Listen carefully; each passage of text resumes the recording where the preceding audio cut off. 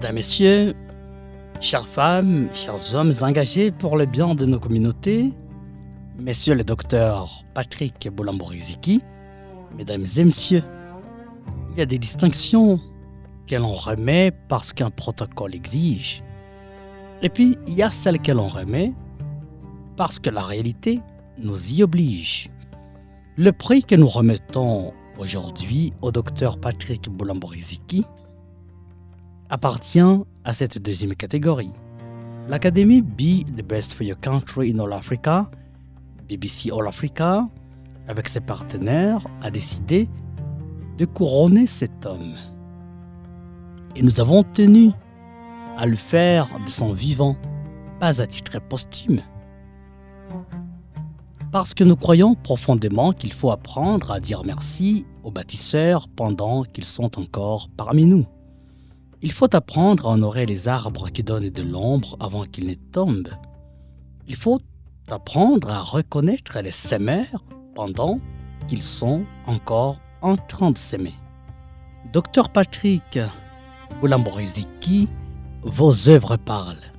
La terre les voit. Les communautés les vivent. Et je crois que les ciels les voient aussi.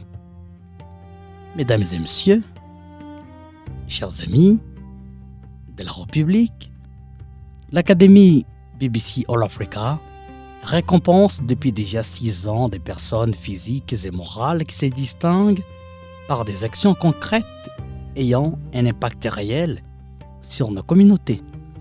Nous ne remettons pas nos prix par complaisance.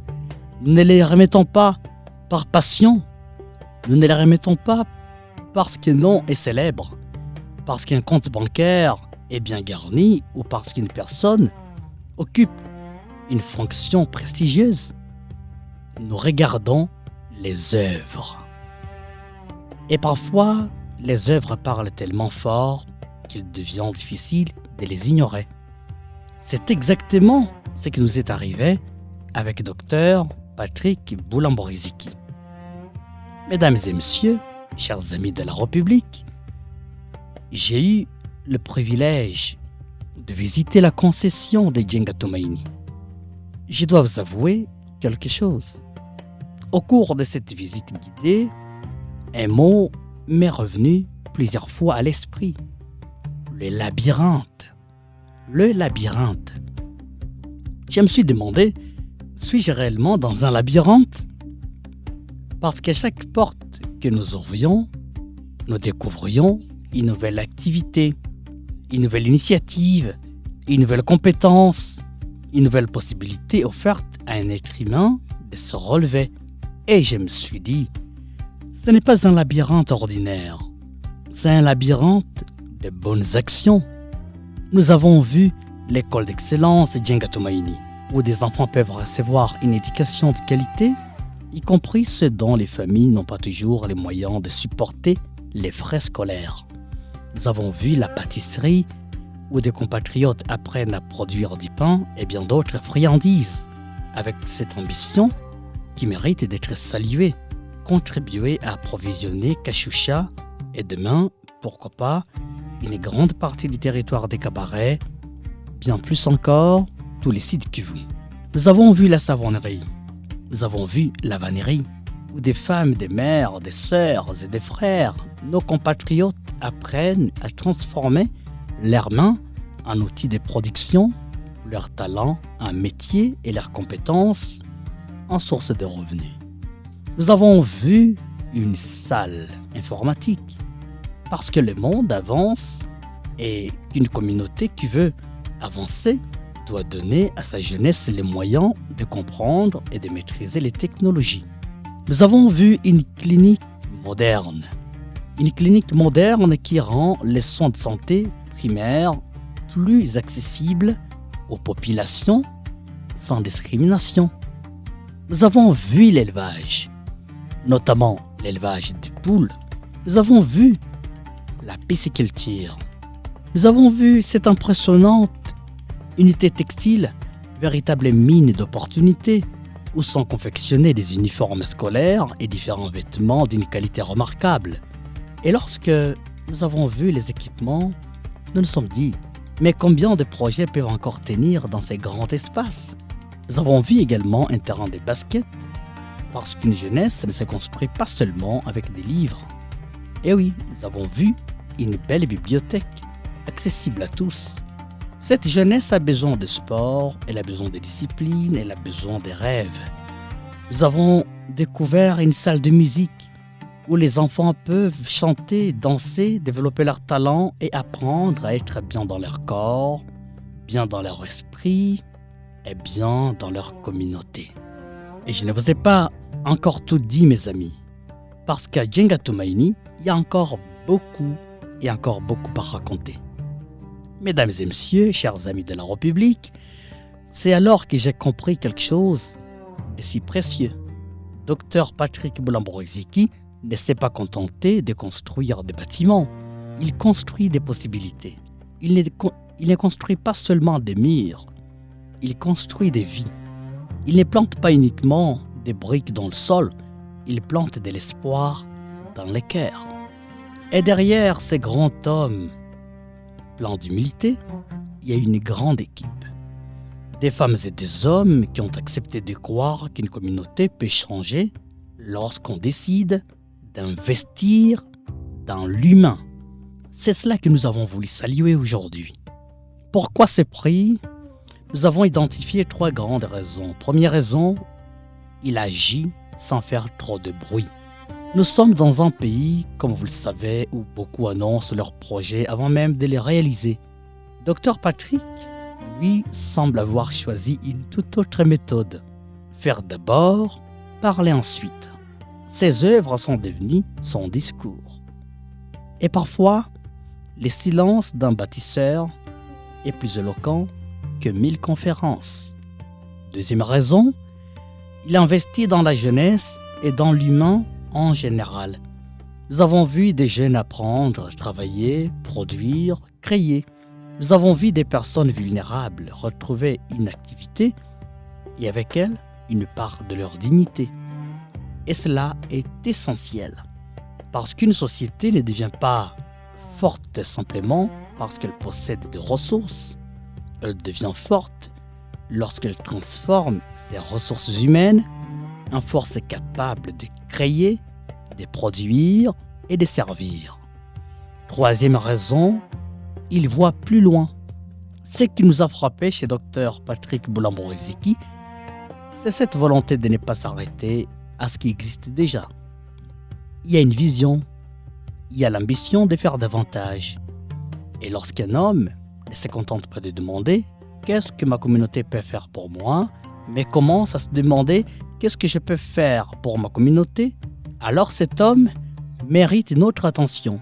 Mesdames et messieurs, chers amis de la République, chères femmes, chers hommes engagés pour le bien des communautés, Dr Patrick Boulambo-Riziki est médecin. Et je crois qu'il a compris quelque chose de fondamental dans sa profession.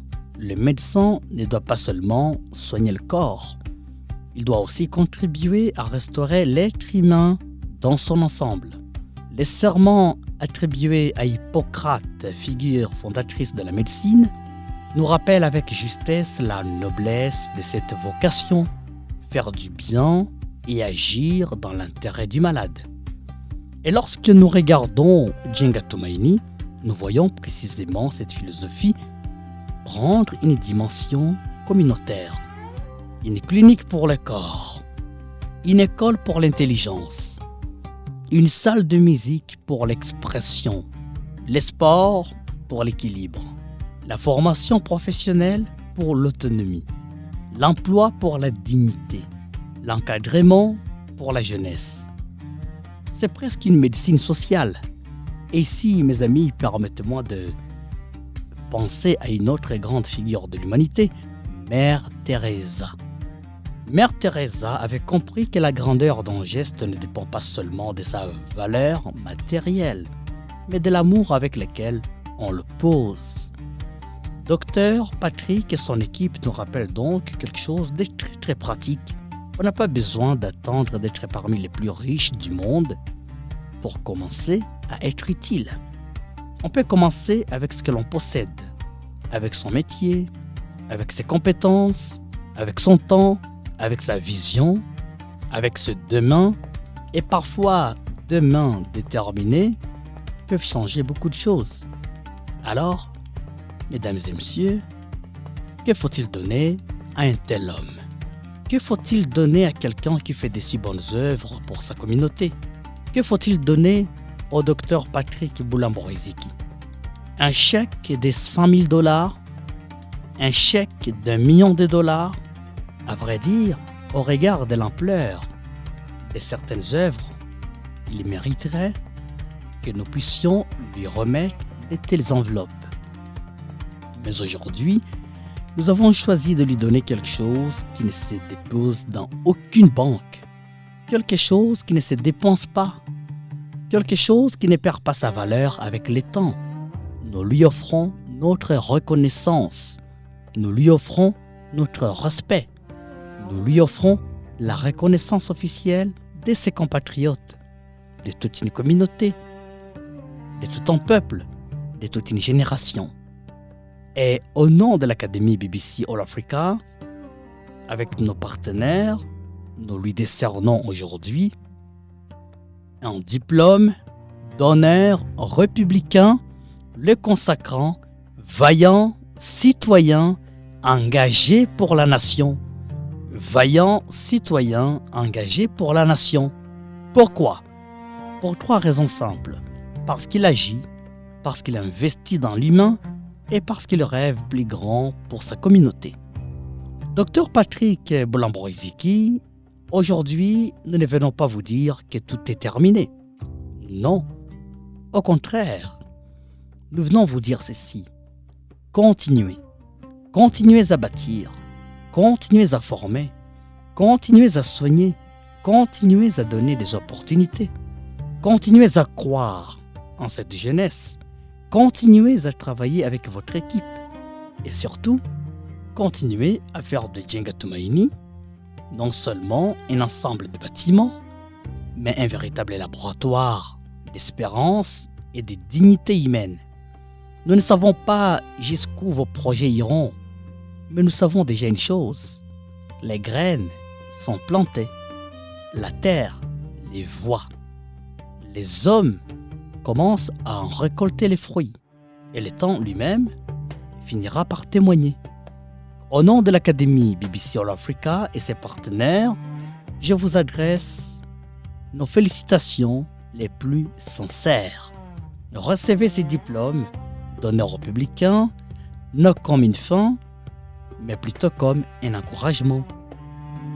Non comme une couronne qui vous invite à vous asseoir, mais plutôt comme une couronne qui vous demande de continuer la marche. Félicitations et encore félicitations, Dr Patrick Boulamboriziki. Félicitations à votre équipe et félicitations à ces femmes et à tous ces hommes qui travaillent à vos côtés. Et surtout, félicitations à toutes ces communautés qui bénéficient de vos œuvres. Que votre exemple inspire d'autres Congolais à comprendre qu'il est possible de servir sa communauté, de créer de l'espoir et de bâtir la nation sans attendre que quelqu'un d'autre commence. Parce que finalement, les véritables développements commencent souvent par une seule question. Qu'est-ce que je peux faire, moi, pour les autres? Docteur Patrick, vous avez déjà commencé à y répondre. Continuez donc d'écrire la suite. Avant de clore mon discours, mes amis, je voudrais adresser un message à quelques acteurs, aux partenaires qui sont déjà là. À vous qui avez cru en Djenga Tumaini avant que beaucoup ne découvrent son ampleur aujourd'hui, ne lâchez pas. Votre soutien n'est pas seulement un financement, c'est une école qui fonctionne. C'est une machine qui produit. C'est un jeune qui apprend un métier. C'est une famille qui retrouve l'espérance. Chers partenaires techniques et financiers, continuez donc à investir dans cette vision. À ceux qui hésitent encore, nous vous invitons à entrer dans la danse. Vous avez des moyens financiers pour Djenga Tumaini, venez. Vous avez des équipements pour Djenga Tumaini, venez. Vous avez des compétences pour Djenga Tumaini, venez. Vous avez un réseau, une expertise, une idée, un marché pour Jenga Tumaini, venez. Parce qu'un grand projet communautaire ne doit jamais être porté par un seul homme. Il doit devenir l'affaire de tous. Aux agents et collaborateurs de Jenga Tumaini, vous êtes les mains de cette vision. Ne travaillez pas seulement pour un salaire, travaillez pour une trace.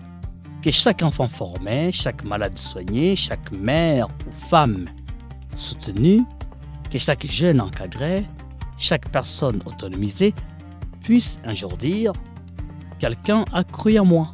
Aujourd'hui, j'ai de la valeur. » Aux habitants de Kashusha et des environs, protégez ce qui vous appartient. Accompagnez Jenga Tumaini. Encouragez ces initiatives. Consommez ce qui est produit. Envoyez vos jeunes à se former.